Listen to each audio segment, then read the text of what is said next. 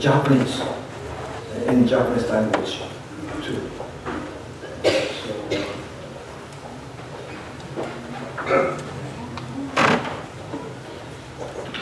Continue to be bored stiff. So, sorry about it. But since you're here, might as well stick around, huh?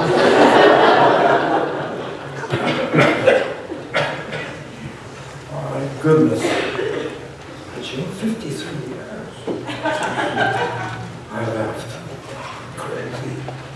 How time flies.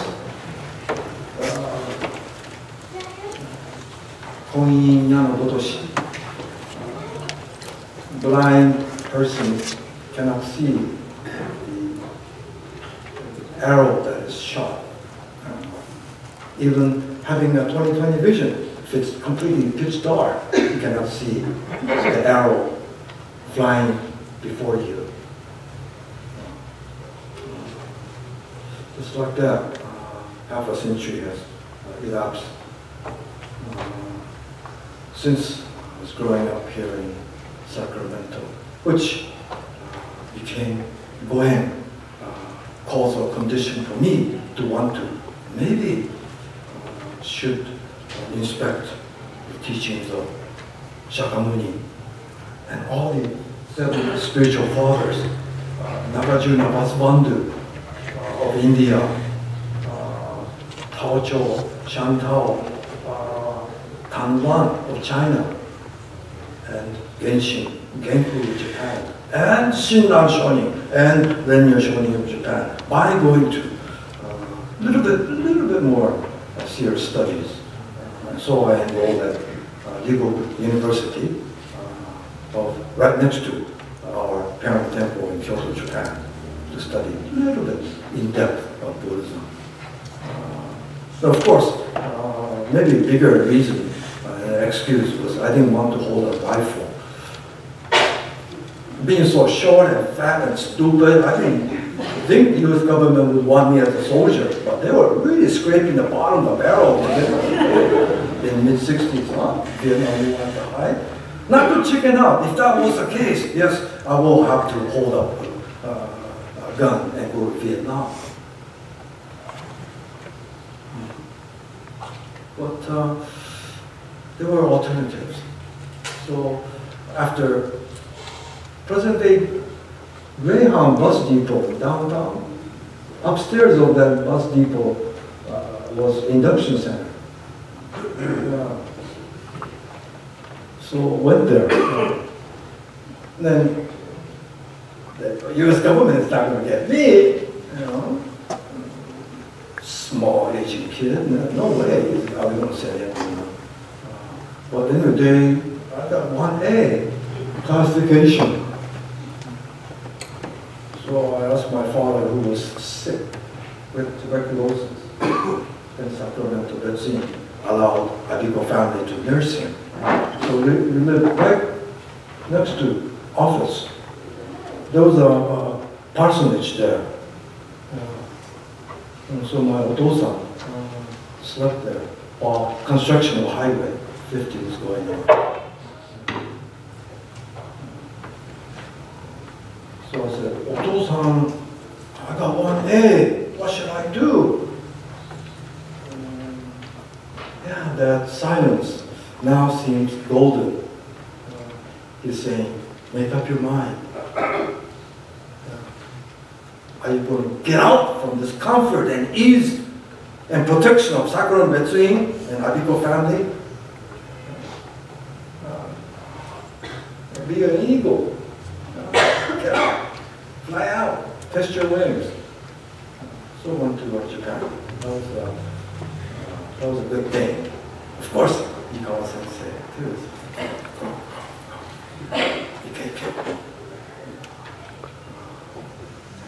So, yeah, in our life, each of us have definitely a turning point. In Japanese, it's called goen. It's that energy. It's that is a source, basis, which between cause and effect, that works to determine where we go. The greater, deeper, the higher one comes to realize that Goen, Pratitya Samutpada, one will begin to assume a Buddhist path. So, look it up in your computer when you go home. In Chinese or in Japanese, it's called N, E-N. And causal condition of that N to be is Pratitya Sampada. Because of this, that. And also, conversely, because of that, this. Cause and effect cause. That's the simple truth that this little kid, Siddhartha Gautama, became awakened. And those who are not Buddha, have not been awakened, is ignoring cause and effect.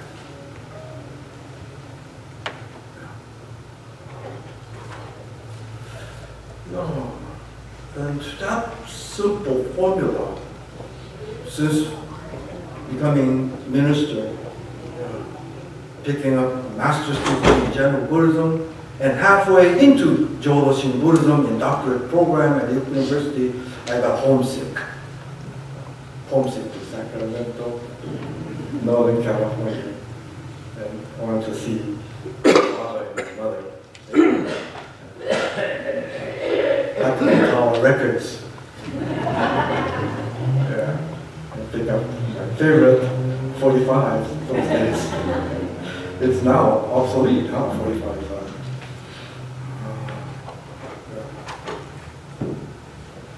Definitely having a home here in Sacramento. Pretty much important junctions in my life. So, I left Sunday school story with Siddhartha Gautama, who was growing up from Kapilavastu in comfort, and father's ambition is that this only child that I have is going to become a great, great warrior.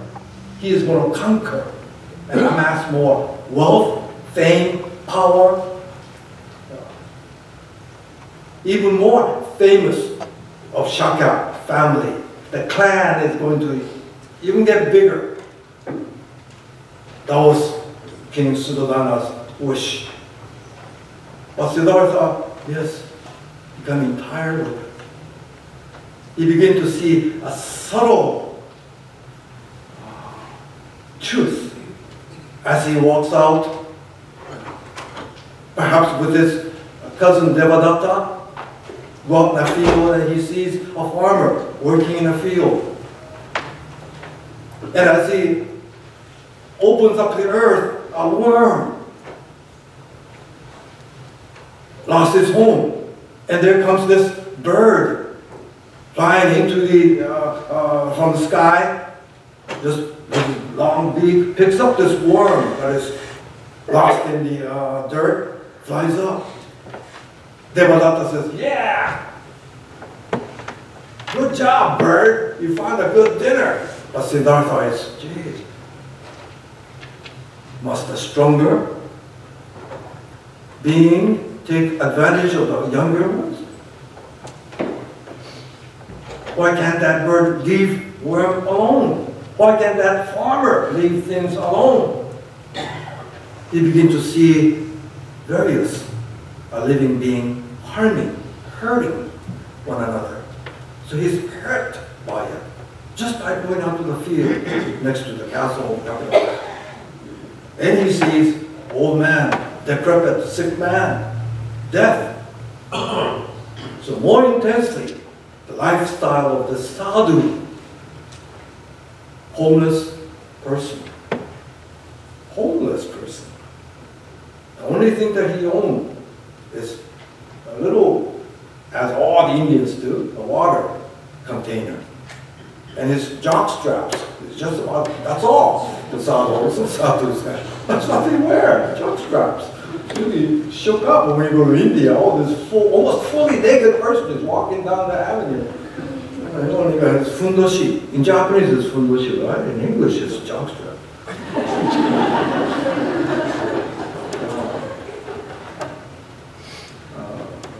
Well, anyway, I want to be happier person like sadhu. So at age 29, he leaves Kapilavastu, but the son's name is Rahura, and it means a person who is standing in the way.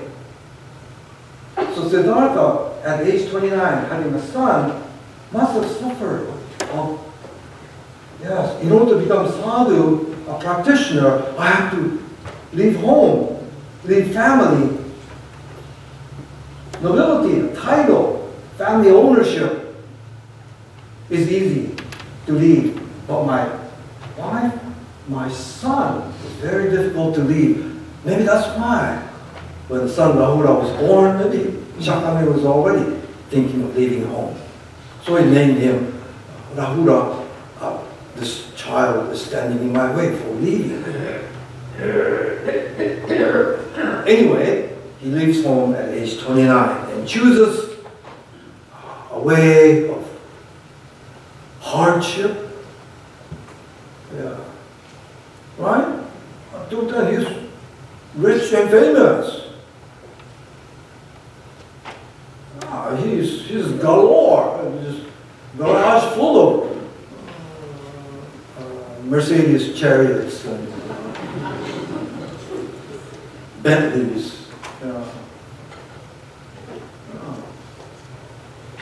And his best vehicle at that time, Siddhartha owned, was Kantaka, the white horse. Even that he leaves. So he chooses to be alone. Yeah, to be alone. He already understood that all the things that he has, big house, castle, possessions, is getting in his way. He wants to be free from all those attachments. So he chooses this attachment. Even he chooses self-inflicted pain.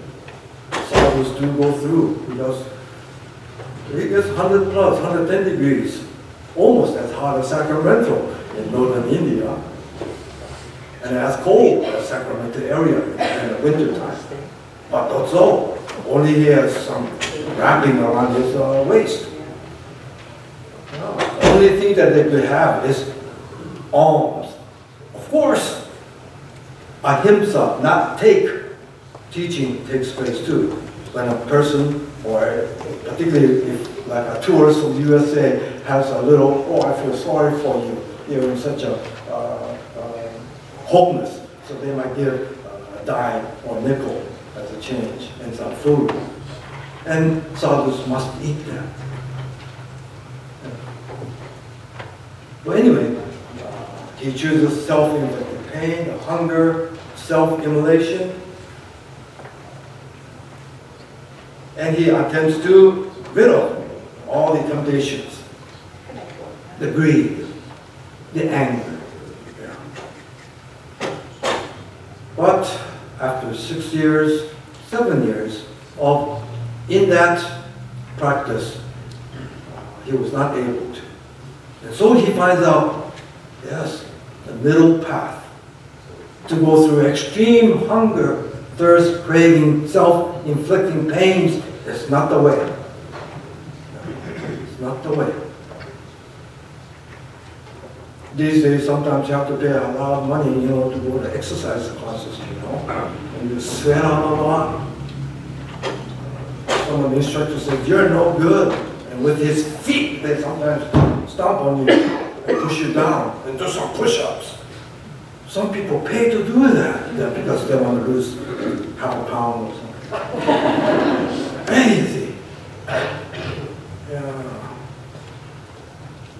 So Siddhartha found, no, if the banjo, guitar strings are too tight, they will not produce right sound. If it's too loose, if the strings are too loose, it will not make the right sound. In order to produce a good sound, yes, we have to adjust it. And go boing, boing, right sound. If life is too hard, too tight, no good.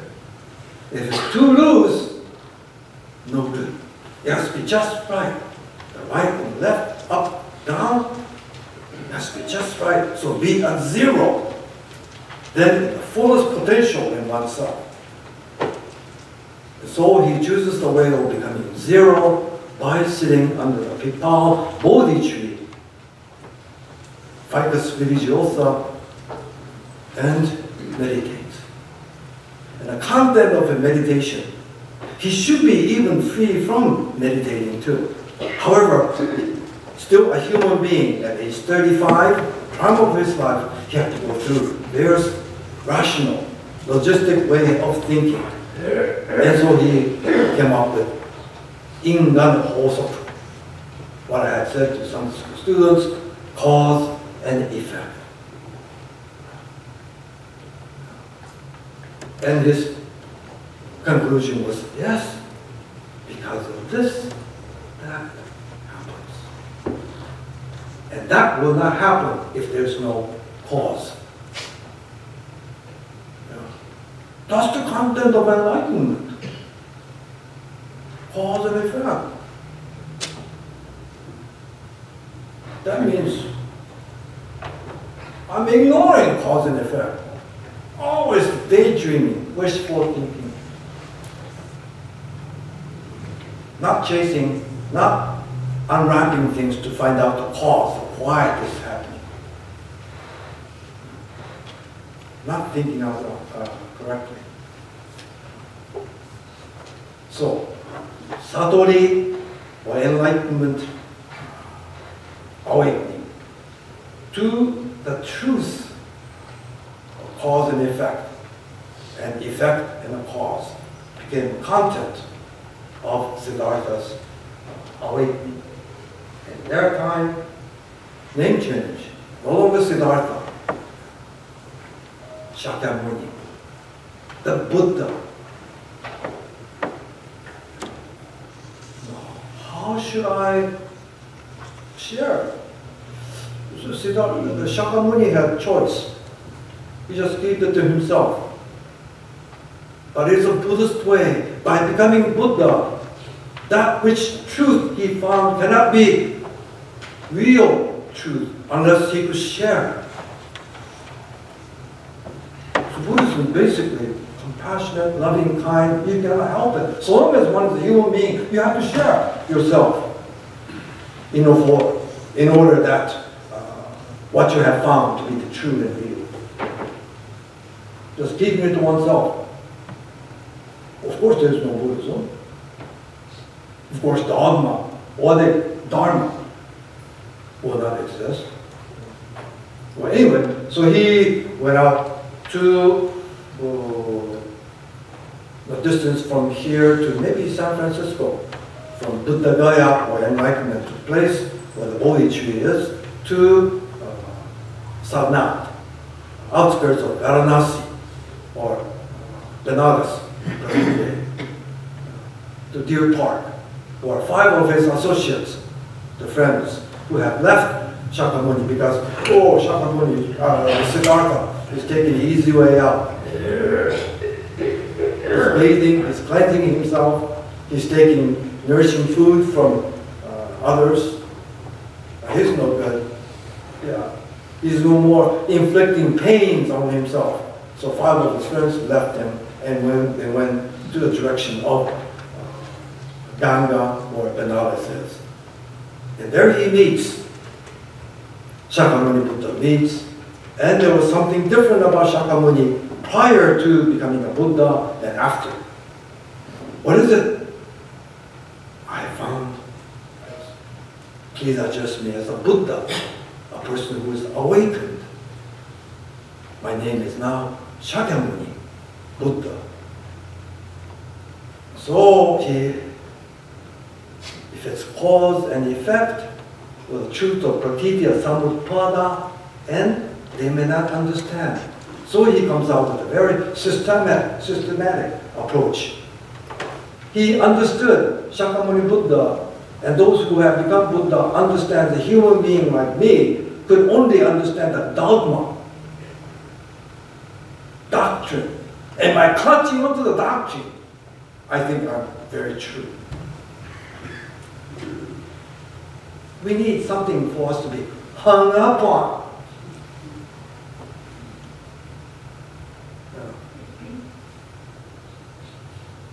And so in order for human beings, the common folks, to pat themselves on the back, Buddha knew that he had to preach or share his experience of enlightenment in a dogmatic way. So he gives the Four Noble Truths. And the fourth of which is Eight Noble Paths. By doing this and that, 8 ways, he may arrive at finding the third truth, and second truth, and then first truth. First noble truth, life is suffering. From the moment that you are conceived and becoming zygote to the last breath is suffering. Yeah. And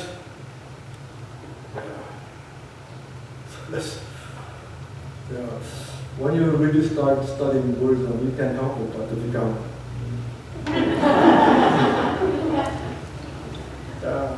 initial stage of Buddhism is, wow, this is a whoopee religion, that's cool, man. Get to pour some tea over this stupid infant, not stupid, but this infant child. The minister says this is very important and all that. But Buddhism, those who try to study serious, you can't help it but to become more or less depressed. For it is depressing to know the truth.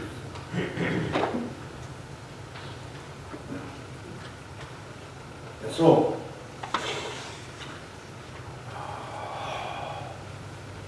beautiful carnations that we have offered, wisterias, and the wisdom of monks cannot bloom, cannot be offered all by itself. It has to have a seed. Flower may be the cause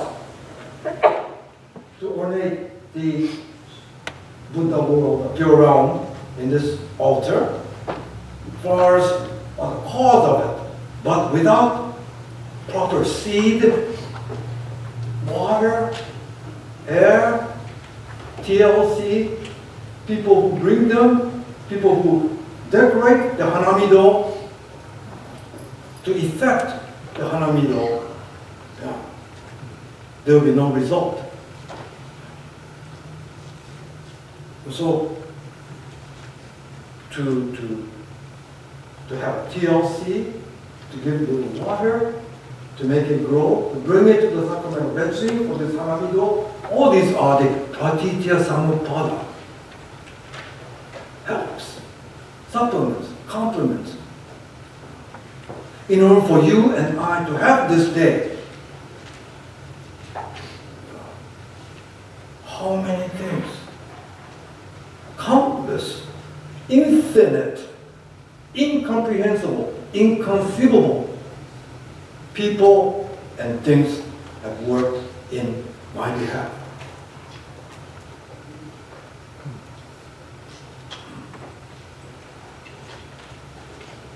And so, page by page, cover by cover, we discover, we get to know the heart of how things exist.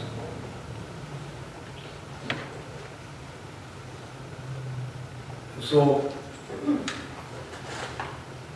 the teachings that from the age 35, for 45 years, Shakyamuni, as a fully awakened person, Buddha, shared that cause and effect and dependent origination and pratitya samutpada with everyone in northeast India. And what do you know? That birth that's taking place today is 2,482nd birthday. 2,482, having his birth as a 463 BC. Added on to 2019, this is the 2,482nd. Happy birthday to you, Siddhartha.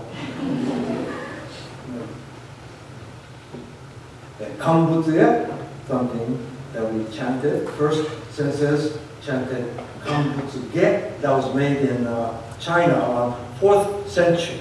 That's how old that Kambutsuge is. It's existed in Buddhist circle since 4th century AD. Amazing. I'm really hung up on some ancient. In Japan, as there's culture, particularly religion, arts, music, begin to flow in an easterly direction from India, Indus Valley, that civilization, in Chinese and Japanese. Japanese being, even to this day, a great imported teaching of Buddha. But by all means, Japan, it's not all completely Buddhism. Shintoism is the main thing. Hanamatsuri is not observed in Japan too much, you know. Did you see any Hanamatsuri ceremony in Japan? No. No. Buddhism in Japan is considered to be like a funeral, memorial day. Oh, time? 5 more minutes.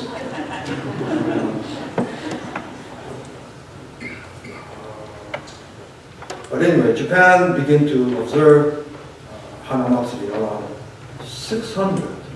And Suiko Tenno, who by the instruction of Shotoku Taishi, thought Buddhism to be the way to bring on peace to Japan. And the popular Hanamido construction in foreign sweet tea over standing statues of baby Siddhartha started in Edo. That's only 200 years ago. It's a relatively new thing. So we need, the Buddhism has to be converted itself to how it was originally intended, to be happy occasions. We should celebrate more birthday. Happy birthday Renyo, happy birthday Shinran, happy birthday, happy birthday. Well, anyway, so in Japan, there was pure Pure Buddhism beginning to take shape, and Dharmakara Bodhisattva became known as a causal condition, and Amida Buddha is the effectual condition. And the Nembutsu, the Namo Amida Butsu become that energy that moves causal condition to the effect condition, the power, energy, as a pratitya samutpada.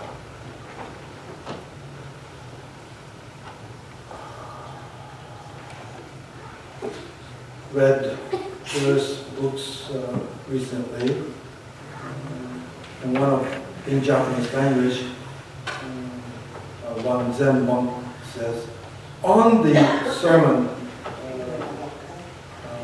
that he gave at the Zen monastery, he says, Zen practitioner, famous Zen master, I have no light of wisdom. No conception of what is true, what is real. No light of wisdom. But I am constantly being reflected. I'm constantly being enlightened. I'm being shined. I have no light, just self-centered, greedy, old, illusory person. But the light of wisdom, as Amitayus, Buddha, constantly shining. And driving up 80, was thinking about that sensei's saying, Shinran Shoni's way of Namo Amitabutsu is that, though I cannot see the light, but the source of light is always shining upon me. That's why I'm able to see. If I see, when I'm saying I see it, I understand it. It means Namo Amitabutsu. A thought of wanting to think and wanting to say Namo Amitabutsu, that person is shining. On the Sacramento Buddhist 2019 Hanamatsuri. That is the time for us to awaken to that Pratitya Samuppada, causal condition of Namo Amitabutsu. To bring together I and Amitabha into one. Gasho. Step up. Thank you. Hope to see you again and again.